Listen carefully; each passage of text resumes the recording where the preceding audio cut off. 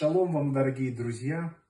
Я приветствую вас любовью Господа нашего Иисуса Христа. Мир вам! Божий шалом всем вам! Пусть Он придет в ваш дом, в семью и в сердце.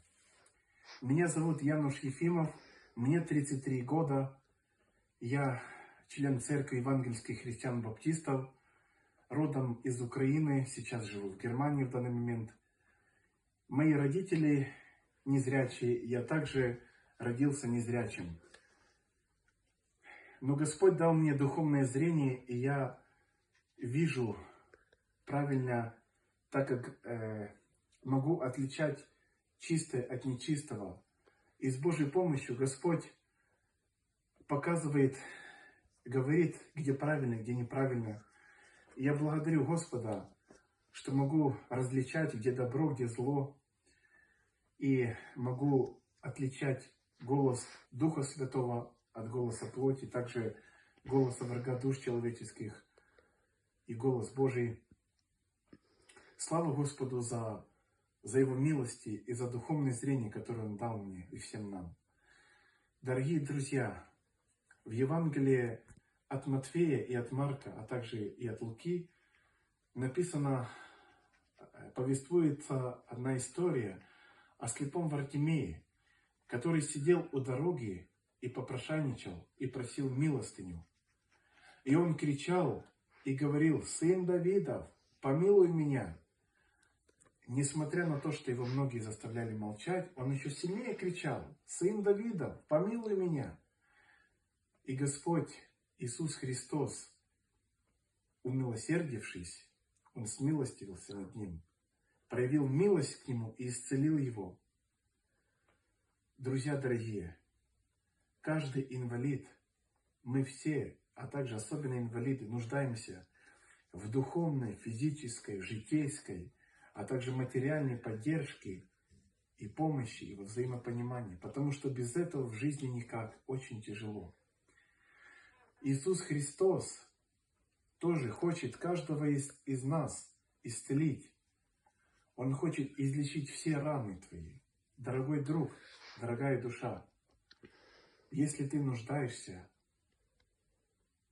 и видишь нужду, и ты понимаешь, что ты без Иисуса Христа, ты не можешь, ты никак, ты нуждаешься в Господе, приди к Иисусу Христу, Он ждет тебя. Призови имя Его, как это сделал слепой Вартимей, и как это сделал каждый из нас. И Господь тебя исцелит. Ибо Он в Евангелии от Иоанна сказал, 9 глава, 39 стих: «На суд пришел я в мир сей, чтобы невидящие видели, и видящие стали слепы». Да благословит на всех Господь. Об этом пение.